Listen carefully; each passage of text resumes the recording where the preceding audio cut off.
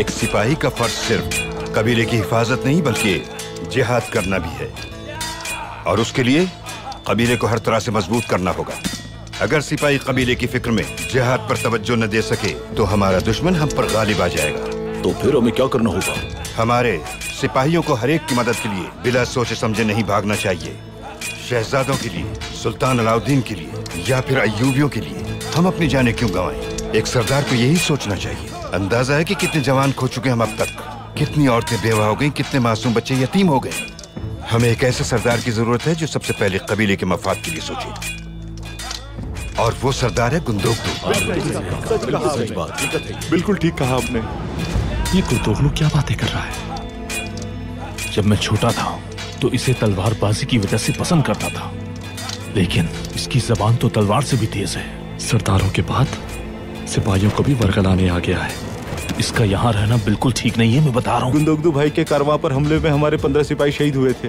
जब अर्तुगरुल भाई हलीमा सुल्तान के साथ गए थे तो उस वक्त भी हमारे 5 सिपाही शहीद हुए थे। और कितनी जाने जाएंगी? ये हमारे सरदार और उनके बेटे का कसूर है। ये सब नहीं होना चाहिए था। दुरुस्त दुरुस्त, ये सब इन्हीं का कसूर है। गुंदोगदू भाई सरदार होते तो ये सब नहीं होता। हाँ, बिल्कुल सही। तो मैं बताता हूँ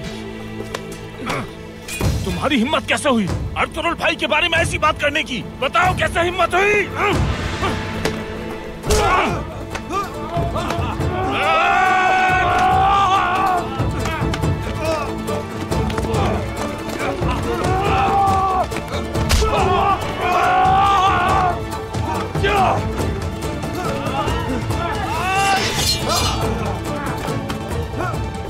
तुम जाओ, मैं आता हूँ अभी।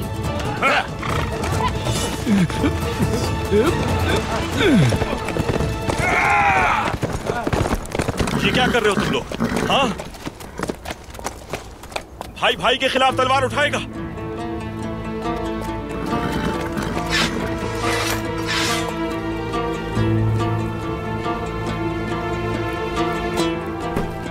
शुरुआत बमसी ने की थी भाई।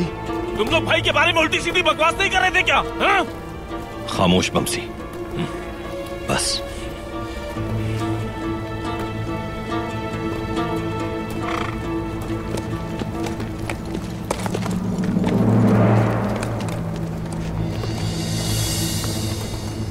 सब खैरियत तो है ना अर्तुगरुल? तुम जहां होते हो फसाद ही फैलाते हो गुंदोगदू।